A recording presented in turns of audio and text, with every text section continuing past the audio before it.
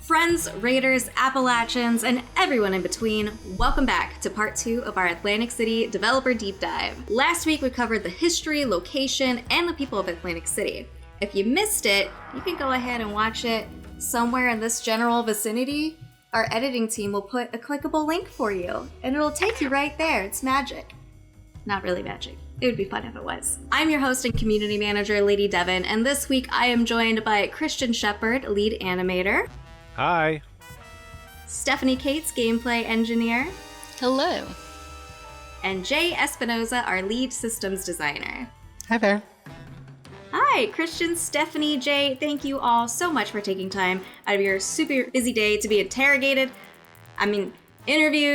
about the new and exciting things coming to Atlantic City. So let's just jump right into things. We know the lore, we know the people, and the location of Atlantic City. Can you tell us anything about the new enemies that we can expect to go toe-to-toe against? Absolutely. This time around, we have the Overgrown. The Overgrown are a natural threat to Atlantic City, and they usually travel in these mysterious packs. We don't know too much about them. They take over bodies, a little scary. They aren't sentient, and their only goal is to spread out and cover the world with plant life. Secondly, we also have the Jersey Devils coming into play here. So New Jersey, of course, you're going to run into a couple new cryptids here. The Jersey Devil is running rampant, looking around for some lesser devils. With the Overgrown being a brand new enemy group that we've never seen in a Fallout franchise before, what were the unique challenges that you faced setting them apart from other enemies that our player base has already encountered? This time around, we wanted them to be a little more dependent on one another and have a very collaborative sort of attack style. So one of the challenges that we faced was to kind of alter the existing AI behavior in order to get certain variants of the pack to go and heal other Overgrown.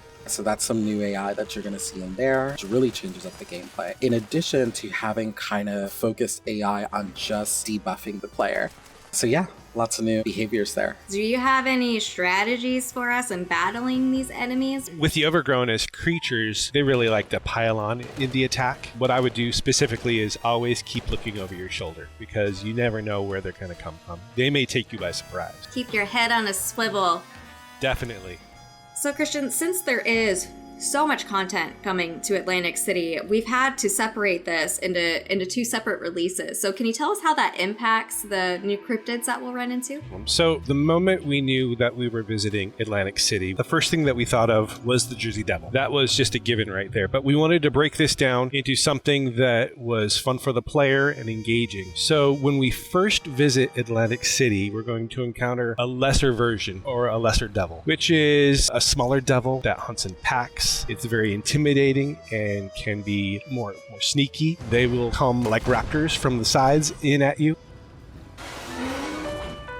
So we wanted an encounter that exemplified what a devil was, but it wasn't the Jersey Devil yet. The Jersey Devil, however, we will encounter at another instance or visit to Atlantic City. But as opposed to being an expedition, we will probably encounter the Jersey Devil in the main quest line as the big bad boss. And the Jersey Devil is just intimidating. I mean, the name just really implies it all right there. It is a devil. It's just scary, mean, fiery red with fire in its eyes. He lives up to his name. He's definitely unique as far as our enemies go. I have chills already. I know our player base is super excited to see him in-game. The Jersey Devil has always been one of the top requested cryptids from our community to join 76, so we're very excited for that. So now that we know what kind of threats that we can expect to run into, what about the rewards that we get for surviving?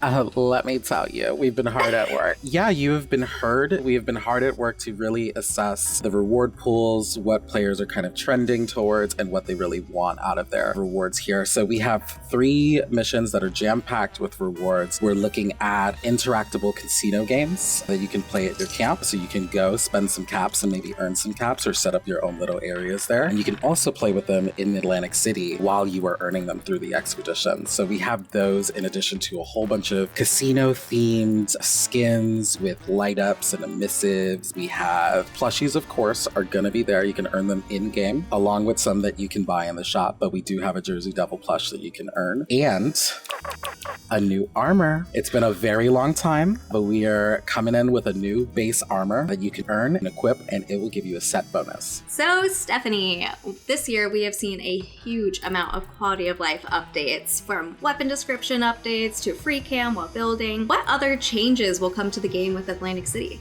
Yes, I'm excited to share a few camp quality of life updates we've been working on to bring more quality to your lives. So free cam in camps has already made a splash for our builder community. It empowers the way you build camps, and now we want to use it to enrich the way you share camps. So with this update, you'll be able to enter free cam in photo mode while in your camps. So we can't wait to see your camps from a bird's eye view with all your filters, frames, poses, and of course it's untethered from the character. It will have its smooth cinematic controls, move through camp object collision, so you can create media of your camp to show it off in its best light. I know at least 10 of our community members who are big into the role play side of things that will be so excited to see the free cam in video form. It's going to really elevate the content that they create in the role play stories. Yes, we love seeing all the community camps, and we can't wait to see them in this new way. It'll make a huge difference. So the second feature we are adding in this patch, the ability to control the weather to create the best light for your camps. Weather forecasts all over Appalachia are predicting a 100% chance of not raining out your meat week cookout,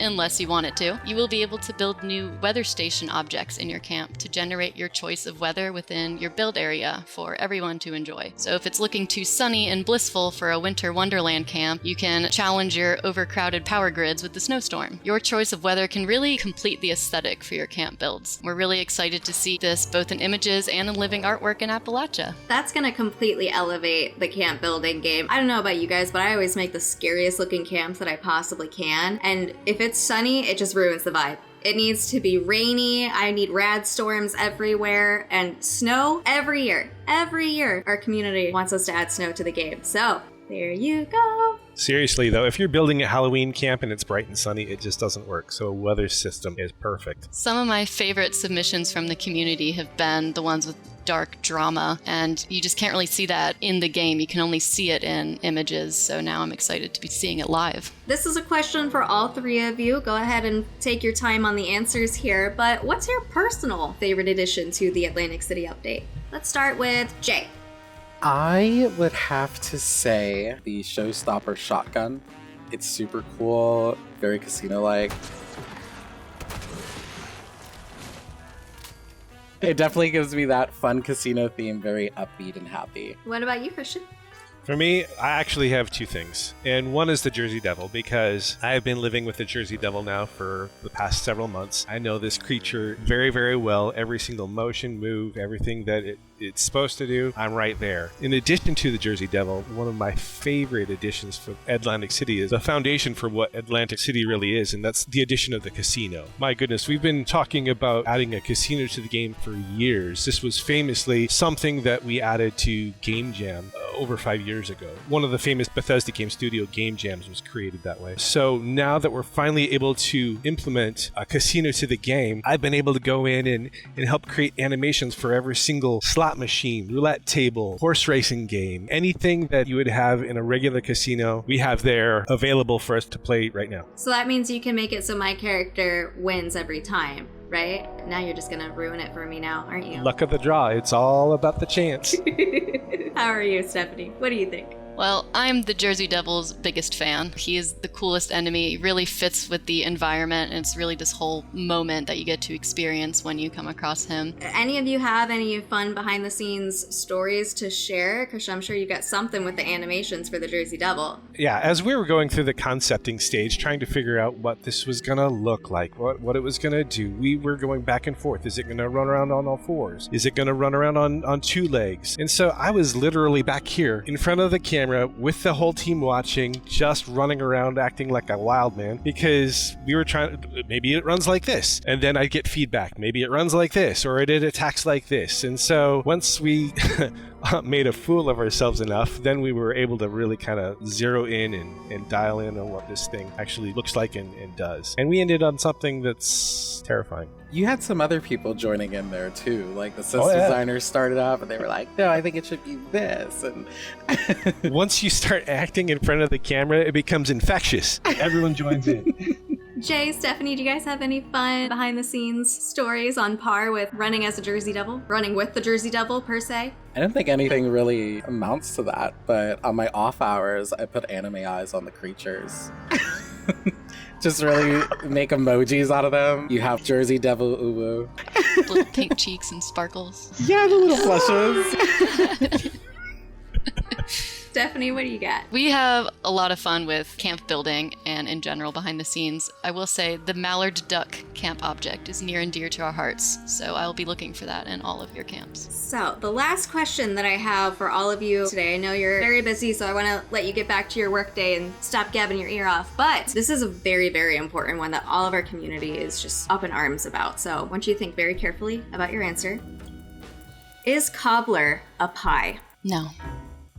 It's not. I am envisioning a delicious and untapped market in pie cobbler fusion, though. So, gotta find some of those. This is very polarizing. This is a polarizing question because I love pie and I love cobbler. Are they the same? No, they're not.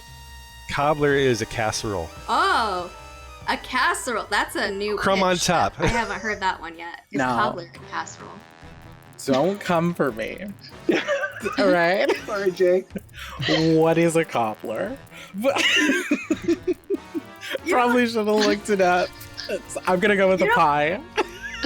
Wow. You know what? Yeah, just put one on the other team. Somebody's got to fight for the pie. Most of the devs now, I think we've kind of pushed into the it's not a pie category, but there are still a lot of players who are like, what are you talking about? It's totally a pie. And I love a cobbler. A cobbler, Jay, just so you know, a little bit of fruit kind of mashed together. You put a crumb over the top, a breading. What is it? What do you put on top of it? Pastry? See, you don't know either. And you bake it and you eat it because it's a delicious dessert. But it's not a pie. Never had to define cobbler before. But it is not a pie. I'm Team I love Stephanie. the gray food areas. Like, is a hot dog a sandwich? Is cereal soup? These are the questions that keep me awake at night. All right, everybody. Well, I will let you get back into the casino. Thank you again so much, Christian, Jae, Stephanie, for joining us. We really appreciate having you on this dev dive. Yes, thank you. Glad to be here. Thank you. For everybody watching right now as well, our journey to Atlantic City begins on December 5th. To all of our now 16 million vault dwellers out there, we found out it's 16 last week. We will see you in Appalachia.